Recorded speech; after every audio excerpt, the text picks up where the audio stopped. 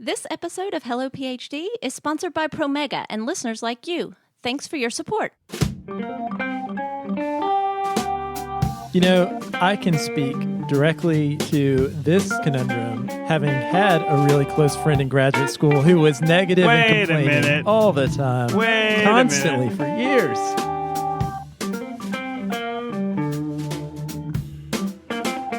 Welcome to Hello PhD, a podcast for scientists and the people who love them.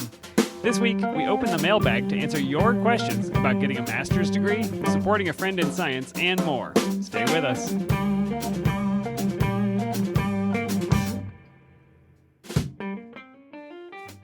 And we're back. This is Hello PhD, episode 148. I'm Joshua Hall. I'm Daniel Arneman. And we'll discuss the human side of science and life in the lab. Happy 2021, Dan? Is it happy, Josh? Is it happy 2021? Yeah, I had a Zoom New Year's Eve party, which was, it was fun enough. You know, that was really what I walked away with. That's a 2-star rating. Yeah. Fun enough. Yeah, 3 stars. But anyway, we were having that conversation on New Year's Eve that there was this feeling and this mindset around the turning of the new year that somehow we were going to wake up on January 1st and things were going to be objectively different than they were the day before. And I think if the first 2 weeks of 2021 are any indication, that did not happen. Yeah, 2020 is not done with us, even though we are done with it. I heard one of the late night hosts, I think, said this doesn't count as 2021. It's just the 37th of December, 2020, and we'll start over, and it'll get better, I think. One thing, Josh, that is making it worse for me personally is instead of having ethanol, I'm celebrating dry January this month, and I could not have picked a worse dry January. Dan, if you can make it this month, you can probably make it any month this year.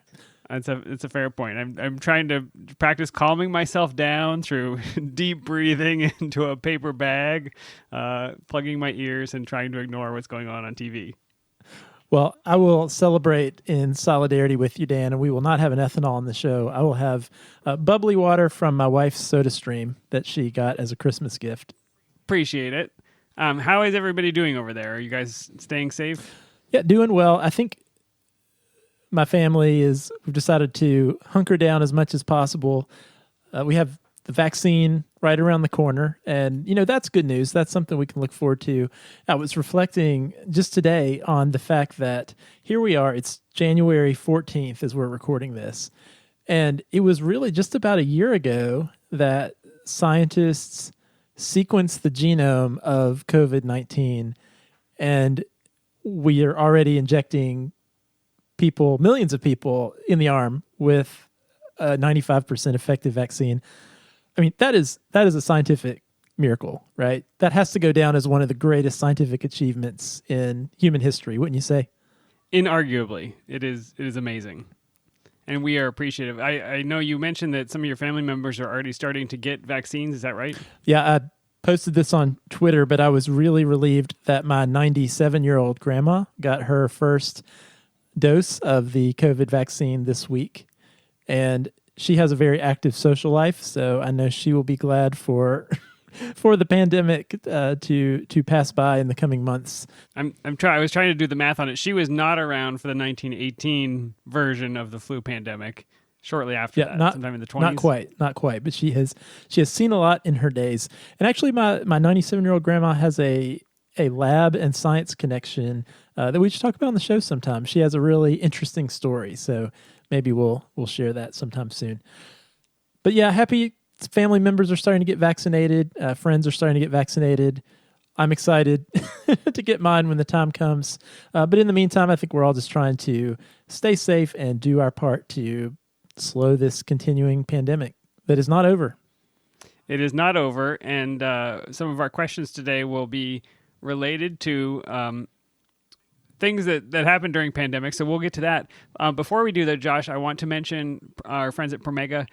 They brought to our attention a study published in PLOS ONE that found over 32,000 research articles that were based on misidentified cell lines.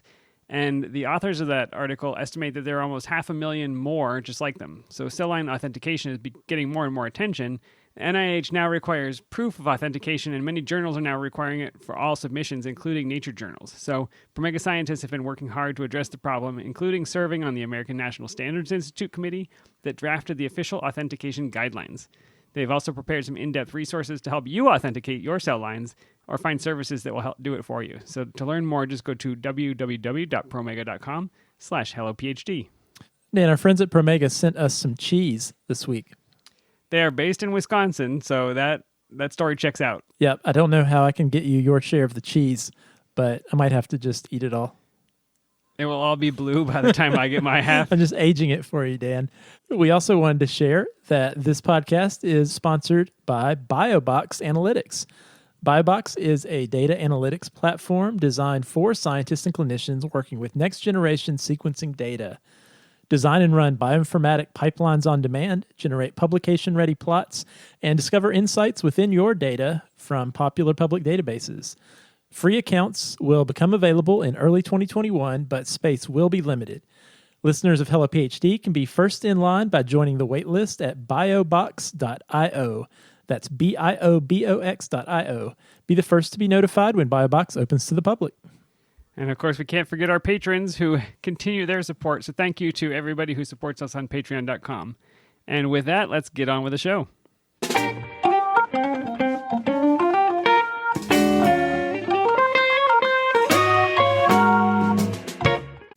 Okay, Josh, our first note, I won't say email because it didn't come over email, comes from our show notes.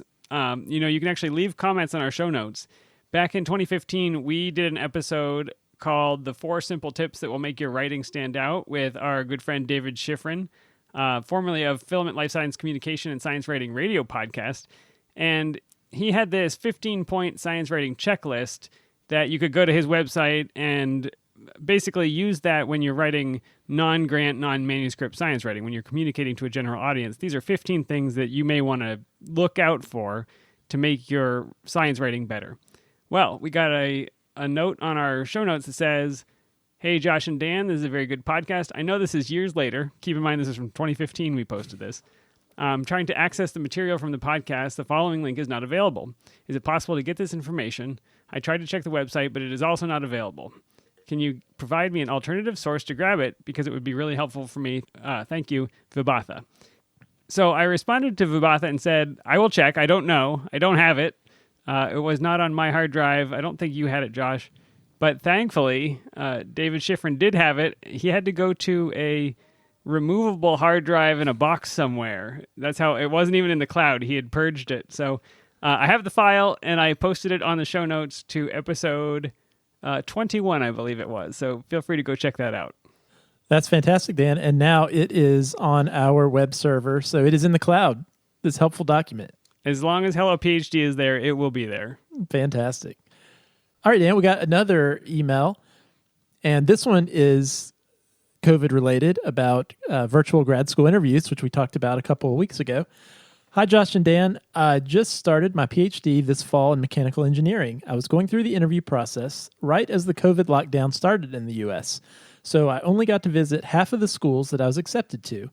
In the end, I was deciding between a school that I got to visit in person and one that I was not able to visit. I ended up going to the school that I did not visit in person. It was definitely scary to commit to a school and a city that I hadn't been to. Talking to students on Zoom really helped get a sense of the culture, even though it was a lot less information than I got from visiting in person. I'm very happy with my decision and love my research topic and the wonderful people that I get to work with. I love the podcast and really appreciate the awesome advice that you give. It's helped me a lot in preparing for grad school and starting strong this fall. Lindsay. Wow, that is so great to hear. Yeah, we when we did our episode on virtual interviews, we asked for people's feedback. What was your process like? How were you feeling about it? And the fact that Lindsay actually went through this, made a decision, and came through it okay, as we hoped. I thought it was inspiring, and I just want to make sure we shared that. Yeah, and lots of applicants are in the process of doing virtual interviews for PhD programs right now.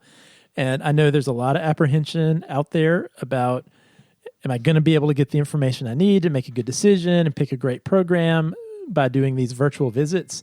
And hopefully Lindsay will give you a little bit of comfort that it really is possible to learn about a program, get the information you need, and make a choice that's good for you.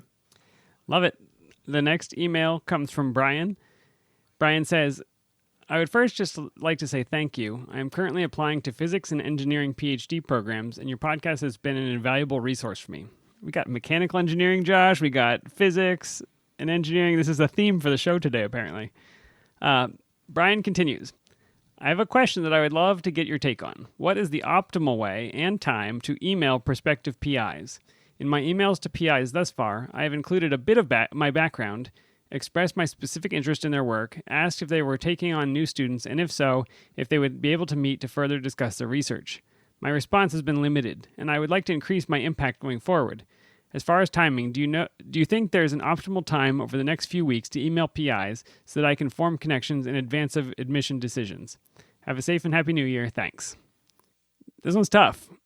Yeah, this is a tough question. And I think the specific answer might differ depending on the culture of the specific field and the type of program, the structure of the program that Brian's applying to. And put on your engineering and physics hat. Yeah, and I have to admit, major caveat of my limited viewpoint, which is I'm in the biomedical sphere.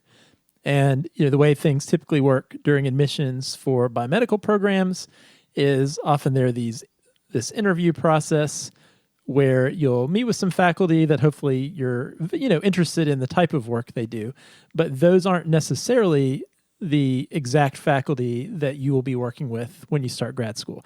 Now, they very well could be, but there's not this requirement to make a connection with a thesis advisor ahead of time. Often you come into the program, and during your first year, you rotate with some different PIs before ultimately joining a lab for your thesis work.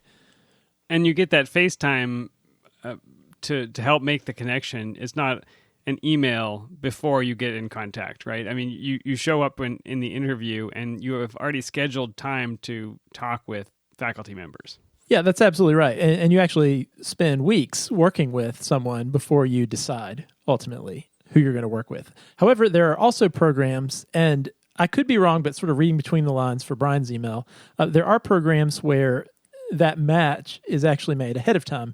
Part of the process of admissions to those programs is finding a match of an advisor that you'll work with ahead of time. So you kind of go into the program knowing who you're going to be working with. And so with those types of programs, that connection you make ahead of time is really key. So when is the best time to do that? And, that's kind of hard to say exactly. And I would likely say there's not an optimal time. So I think what I might focus on is Brian mentioned that response that he has received so far has been limited, and how can he increase his impact? And I think regardless of the type of program, reaching out to some faculty that you might be interested in can be a really good way to not only kind of get your name out there and get your foot in the door a little bit, but hopefully make a good impression on someone who will be an advocate for you joining the program, regardless of the structure. So I think it's really important, if you're going to sort of cold reach out to faculty over email, you need to put some thought into what you put in that message. And so I think the messages that have the biggest impact are ones where it really makes sense why you are reaching out to that specific faculty member. So one thing I have seen to first start with an email type that's probably not very impactful is I've encountered a lot of emails where it's pretty obvious that the student wrote a fairly generic form email that could easily be blasted to multiple PIs at different places. It's not very personalized to the specific faculty person that it's being sent to. So that's what you want to avoid. Yeah, we get those emails and I delete them. I mean, they're not from students, but they're from you get a request from somebody that says, would you please review my book for your podcast? And their book is on something totally random that has nothing to do with science. No, I won't. But I recognize you probably sent this to every podcast in the App Store. Yeah. So you want to avoid that. So what you want to do instead, and hopefully you have done this, right, is you've done some work up front and there is a real sincere reason you want to connect with that specific person. So let's say there's a faculty person at a university that is doing research that really interests you, and you have a sincere interest in possibly doing that type of work for graduate school. I think in that case, you can send an email and reach out and say, hi, I have a goal of entering a graduate program like yours at your institution, and I'm reaching out because I noticed you work on X. I'm really interested in this topic because Y, right? And hopefully you can provide some evidence as to why you're interested in that topic, right? Maybe you have done some work already, or you've learned about that topic. You have some experience with that topic or a related topic, so that you can start to show that you actually did some work on the front end that makes sense why you're then sending that email to that person and might want to work with them. I would also recommend in that email that you consider attaching your CV in case the faculty person wants to learn a little more about you. But I think if the email is detailed and sincere about why specifically you're reaching out, your likelihood of hearing back will probably increase drastically. That all makes a lot of sense to me, and I really liked how you composed that email, Josh. I don't think I see evidence in Brian's email to us, but I could imagine a very lengthy, here's my entire life history, followed by here's all the things I want to do with my life, followed by what I actually want, which is can I talk to you? And so I'd be just a little wary of overloading that email. What I did want to mention is a book that we talked about a few episodes ago called The Early Career Researcher's Toolbox by Andres de los Reyes, and we interviewed him for the show. He has in that book, and I can post a link of this in the show notes, sample form letters. He runs a psychology program where you do match with the PI before you start the program. And so I think some of his advice in that book would be really useful to you. And the last thing I wanted to bring up, Josh, are there people in a department that could help connect you to faculty members, maybe administrators or a director of graduate studies or somebody on the staff that could be your conduit to making those connections? There very well could be. And so if you can find out who those people are from the program website, that could be a great first step, is reaching out, letting them know about your interest in the program, and maybe asking them a similar question that you're asking us. What is sort of the preferred method of making connections with faculty in their program? Because again, different disciplines just have different ways of doing things, different norms, I guess you could say. So it's probably useful to find out. And the other thing I would recommend too is if you have connections with current graduate students in that field, pick their brain. Ask them, how did you do it? When did you reach out? What did you say? How did you make the connection that you made to get where you are? Right? And there are plenty of communities online or maybe at your university where you could get some of that information from people who are one step ahead of you. You may be able to get access to the people in the lab that you may want to join, to the students that are already there that are more accessible and maybe more likely to help somebody coming up. They may say, don't even bother trying to contact the PI because she's so busy she never replies and lab is terrible and we don't want you to come here. I think if you get no response from a place that you really want to go, there are ways to get around that process. Yeah, and Dan, to wrap this one up, I did want to circle back because one of the things you mentioned is absolutely true. So I wanted to clarify my advice, which was being specific about why you're reaching out to that person. But you are absolutely right. You want to strike that balance between sincerely laying out why you're reaching out, but you want to do so succinctly enough that your email isn't a life story. So I think what can be useful is that exactly. So at the beginning, towards the beginning of the email, being very clear about what you're asking for.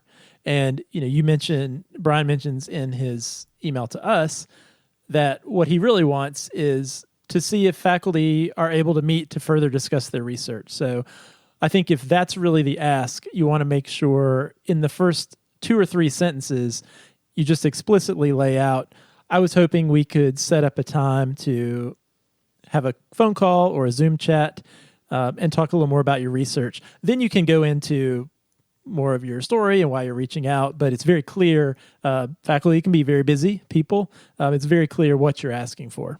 Well, and maybe it is a timing thing. The holidays just finished. People may be under a pile of email that they're digging out from under.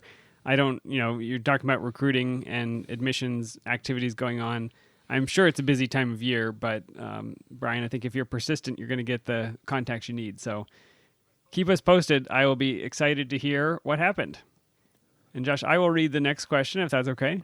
The next question starts, I would like some advice about maintaining a healthy friend, but also lab mate relationship. I ended up joining a lab with my closest friend in the program. This was not on purpose, but we met because we were both rotating and quickly became really close. Ever since joining, she was not given the project she desired, whether because she didn't speak up or my PI was really set on this one, I'm not sure. And ever since, she has hated science in the lab. She constantly complains about the research, mostly the heavy mouse work that we do, and frequently says, "Do you actually enjoy doing this?" Which makes me question myself, and I have to tell myself, yes, I actually enjoy science, this is why I'm here. I think she feels she is able to vent to me because we are such close friends, but at the same time I don't want it to have a negative impact on my 4 to 5 years remaining here. I'm not quite sure how to handle supporting her, but maintaining my own mental sanity. I don't have anyone to vent to about this since we are in the same friend group. It's a weird environment to go into a PhD program and naturally become very close friends with fellow students in the program, since we are all very new to the area. But then you have to go and work with them, and sometimes it can be a bit hairy. Whenever you have some time, I would really appreciate any advice you have. Signed, a friend in need. Wow, what a great question and a tricky situation. You're going to solve it? I hope you're going to solve it. You know, I can speak directly to this conundrum, having had a really close friend in graduate school who was negative and complaining all the time, constantly for years. Really brought me down. And what did you do about this quote-unquote friend, Josh? Just remember, the headaches of today could be the podcast episodes of tomorrow. I was going to say, start a podcast. That's the answer. Oh, my goodness.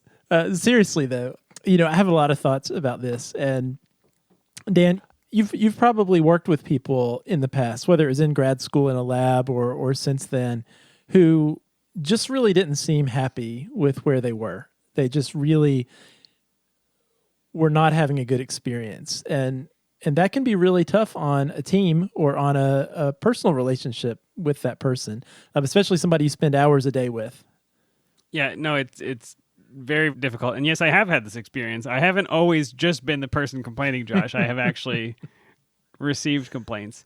You care about the person, you want to support them, and yet it feels like nothing is going to change. I think the trap is you offer suggestions and then they come up with a reason for why that suggestion is not going to work. And so I think it's a tricky situation. So I'm waiting for your brilliant advice. How did you make it through, Josh? Well, I think obviously one of the things that this person who wrote in is doing is really trying to listen and wants what's best for their friend. And it sounds like they are early on in their grad school career. And, I can remember that can be a really difficult transition. And sometimes once you get into a PhD program, maybe it's a little different than you thought it was going to be when you came in. I know that was true for me. I came into grad school so wide-eyed and excited about research and what I thought it was going to be like. And, after my first couple rotations, it was really different. I felt really different than I thought I would. And that was hard. That was a hard thing to adjust to. And one thing I wonder about is, there's a few things to consider. First of all, the context. 2020 just happened. And I think it had its own challenges on all of us in some way, but on grad students in many different ways, whether you were just starting out trying to get on your feet in a new lab, or you were, a more senior grad student trying to move towards graduation or finish up. So there's always that piece that's in the background. But one thing that jumped out to me from this email was it sounded like there was this point where the student had this idea of what they thought work in this lab was going to be like. There was a certain type of project they thought they were going to do, and that didn't end up being the case. And there was the specific mention, too, of the work being really mouse heavy. Yeah, there was a reason that this person joined the lab. They must have been excited at some point about the prospects there. And the subtext is that it turned into a mouse project. And I think that's where you're going. Yeah, and Dan, you and I both, I think we share a fairly common experience here. We both ended up doing a decent amount of mouse work during our PhD training. And I can remember personally, when I came into, maybe similar to the friend here, when I came into my lab, I didn't have the idea that I would be doing any animal work at all. I thought I was going to be doing cell culture and molecular genetics and things like that. And just the direction my project ended up going really ended up going in a more immunology, mouse-heavy direction that I would not have anticipated at the beginning. Whereas by the last 2 years of my PhD, I was doing mouse work almost every day for hours at a time. And I can honestly say it wore on me. And when I was ready to transition to a postdoctoral position, that was towards the top of my list, was looking for an opportunity where I did not have to do any more animal work. And I can say when I started my postdoc lab, I almost felt this freeing sensation to be able to go in the lab, do my project, do my science, knowing there was no chance that I was going to have to do any animal work. Now, there's nothing against. Yeah, I'm sure. Yeah. I think you're saying that there's nothing against animal work, and I am sure there are people on the planet that can do it, and it has no impact on their mental health. But I know many people who've done it who it does weigh on them. It does sort of grind down your emotional health in some way, and I don't. We can talk about the philosophy of why that is, but it is hard work, and it is not for everybody, and finding a project without it is probably net going to be a benefit for many people. You're absolutely right, Dan. And the advice I guess I would give is, one, see if there are people at your institution that your friend can talk to, right? I know at our institution, there might be people in your program who are there that can offer advice. And this might not be your PI, right? This might be some other trusted faculty in the department. It might be a director of graduate studies. It might be a career person, a career services type person, someone in your department or at your university that this person could possibly just talk to openly about their situation, how they're feeling. Because one thing I do feel fairly confident about is that this isn't going to magically get better as time goes by, right? This has the potential to go really bad as years drag on, right? And one thing I try to encourage students to do that they often don't feel like they have the agency to do is make a change. This person's still towards the beginning of their training, and maybe it's worth having a conversation with the PI about, this project is really not working for me. It feels so locked in that moment, though. I mean, you don't feel that you have that agency. It is challenging as a graduate student to speak up for yourself and say, I'm on the wrong track and I want to be on a different track. But then everything runs through your head. Well, it's too late. Well, I don't have the authority to do that. I was lucky to get a job in this lab in the first place. How could I be the one that talks to the PI about it? If only I had done this, and this, a year ago, then I wouldn't be in this position. I'm just playing my own mental tracks from when I was in graduate school. Yeah, you're absolutely right, Dan. But I would say there are several things that always jump to the forefront of my mind that I would possibly change if I could change anything about the academic training structure. And one of those I think would be relevant here. I wish that it was less of a big deal for grad students to switch labs. And I almost wish that there was almost this set decision point, maybe after you've been in the lab for a year, where you could decide, like, okay, is this really working out? Like, is this a good fit for everyone? Is this what I thought it was going to be? Is this sending me in the direction I want to go? And if the answer is yes, great, keep going. But if it's not, okay, well, now would be a good point to try something new. And I know a number of students, friends of mine, colleagues, students I work with now, who made the decision at some point to switch labs because the situation they were in was not sustainable for them. And I think, Dan, in pretty much every instance, it ended up being such a better circumstance having changed labs. But I understand that students feel really self-conscious about doing that, or like there's a stigma behind it. But I can tell you, I've known plenty of students who made that decision much farther along in their grad school process than even it sounds like this individual is at. So, to the person writing in to us, these are some of the things you might gently mention to your friend. But you should know, as a peer, as a friend, it's ultimately not your responsibility to carry the full weight of the challenges that your friend and colleague is going through, because it's going to be hard enough. It's hard enough for any grad student on their own to get through. So as much as you can, encourage your friend to seek help, get advice from somebody else in your department, play this podcast episode back, whatever you want to do. But you can always make a change if things aren't working out for you. All right, Dan, one more email. This came in from Mel. Hi, I'm a huge fan of the podcast ever since I discovered it a few months ago. All your tips and advice are very helpful, and I wanted to reach out and get your input on doing a master's program before pursuing a PhD. I graduated with a bachelor's in biology in 2019, and I've been working in industry for the past year and a half. I got started with research a bit late in my college career and joined an immunology lab during my senior year. I was previously on the pre-med track before, so I was primarily focused on that before I got into research. I feel that my experience is limited compared to many others who apply directly to a PhD program, so this is why I wanted to get a master's first. I'm hoping to get more lab experience, learn more in the classroom, and work with faculty who could write me strong letters of recommendation. I'm also hoping to explore different fields within the biological sciences realm to figure out my exact interests. Please let me know if you have any suggestions about this. I've heard mixed things about whether or not a master's could actually hinder my admissions to a PhD program, and I want to make sure I'm choosing the best path for myself. Thank you, Mel. Oh, can I take this one? And I'm going to channel my inner Josh.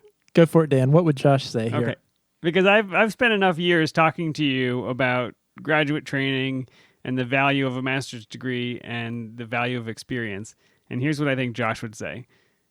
I think Josh would say that getting a master's degree is not actually the best way to get into a PhD program, that you would be better off going to find a research, a technician job or some kind of research job in an academic lab. And that, A, preserves your optionality. If you hate it, you didn't just commit to 2 years and several $1,000s, tens of thousands of dollars probably to get a master's degree. And B, you'll be able to have contact within that laboratory environment to the whole department where you'll get to make some contacts. And C, you'll be making money while you do it. How'd I do? That's pretty good, Dan. That does sound like advice that I would give. I will just add a few caveats to that, though. Huzzah! For the most part, Dan, you're totally spot on. I think, Mel sounds fairly certain that they want to go to a PhD program, that's the ultimate goal for training, that this master's would be a stepping stone to that PhD program. And if that's the case, Dan, you're absolutely right. For PhD programs, like Mel is talking about, research experience at a big research institution is probably the best way to get experience to be as competitive as possible for those types of programs. Now, what I don't want to do is I don't want to just blanket discount all master's programs and all people who choose to do a master's. I'm in the process of going through admissions for our own biomedical PhD program. And it's not to say that individuals with master's degrees or going through master's programs are not competitive, but I think it's worth mentioning that not all master's programs are created equal. So I think if a master's program is something you're considering with the goal of ultimately transitioning to a PhD program, you want to make sure that you're going to get the type of experience that will help you be ready and competitive for a PhD program. So is it a research-intensive master's program? Will you be spending most of your time working in a research lab on an independent project where you're going to get a strong letter of recommendation? Or is it really more coursework heavy with maybe a little bit of research, right? Is it at a large research institution like the ones that you want to apply for PhD? If the answer is yes, it is, then that research experience probably will give you pretty good bang for the buck as you apply for PhD programs down the road. However, if it's not, if it's at a smaller school with less research resources, where you'll have more limited opportunities to participate in research while you're there, then it may not, that time of a year or two may not serve you as well as doing what Dan recommended, which is finding a research position as a technician or in a post-baccalaureate type program.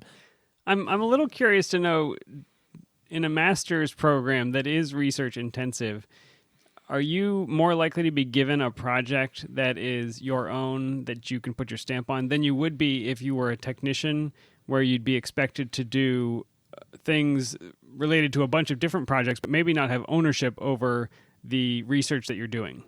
It's really possible. You theoretically would be working on a master's thesis, right? So presumably that would mean you're working on some independent project. Well, you see a lot of applications, right? So you've seen people who take technician jobs, and you've seen master's programs. Have you noticed a pattern? Are there differences? I think it depends. I think it depends on your goals, and it depends on the lab that you join. So I think wherever you end up, whether you end up in a master's program working in a lab under that capacity, or you end up as a technician working as a job in a lab, I think it's important to be upfront about what your goals are. One thing I can say, though, is faculty are really eager to train people who have that goal of going on to graduate school like they did, right? And so I think if you're upfront about those goals, most faculty at universities are more than happy to help you get experience that's going to benefit the lab, but also that's going to help you grow in the ways that you want to. So I would encourage you to be upfront about the goals that you do have. And the last thing I want to mention here is one of the things that Mel mentioned in the email was feeling like their experience was limited compared to many others who applied directly into a PhD program. And I wanted to point out, because I have these data, that for our own PhD program, again, we are a large biomedical PhD program. 70% of the students who come into our program, on average, worked for a year, 2 years, 3 years, or more in a lab, either doing a master's or working in a research job before coming into our program. Only 30% came straight out of undergrad. So regardless of what you do, whether it's going to get a master's degree, going and work for a year or more, that is the more standard way of doing things. Like, you're not atypical, you're not behind at all. In fact, that experience that you get after graduation is really looked upon favorably by admissions committees. Mel says, I've been working in industry for the past year and a half. So this may have been, over the course of 2020, and I don't know what COVID did to those years and months, but there's some industry experience. That may not be the same as having large academic institution experience. Is that your take? Yeah, sometimes academic admissions committees don't know exactly what to do with industry experience, but I think it's that experience is valuable too. And I really do think with another really key full-time research experience for the next year or so, and another person to vouch for you and write your letter of recommendation, in addition to a letter of recommendation from the experience you had in industry. And it sounds like, Mel got involved, even though for a short period of time, in an immunology lab during their undergraduate. Those are 3 really solid experiences that you might have by the time you're ready to apply a year from now or 2 years from now, and you should be in good shape.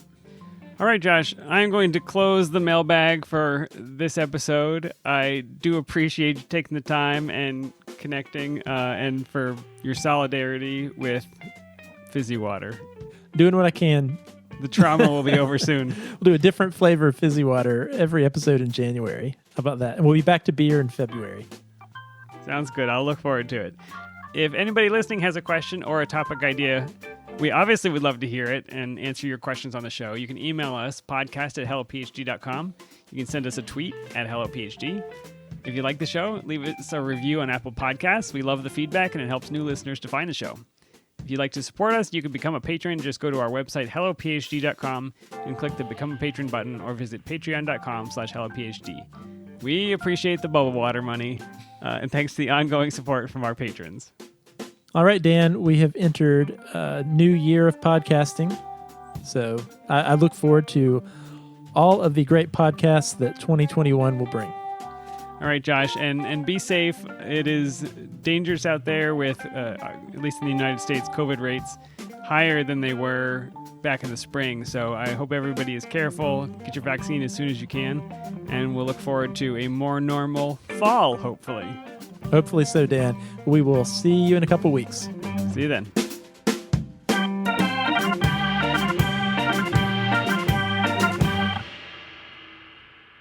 We just got a letter. We just got a letter. We just got a letter. I wonder who it's from. Is that from Blue's Clues?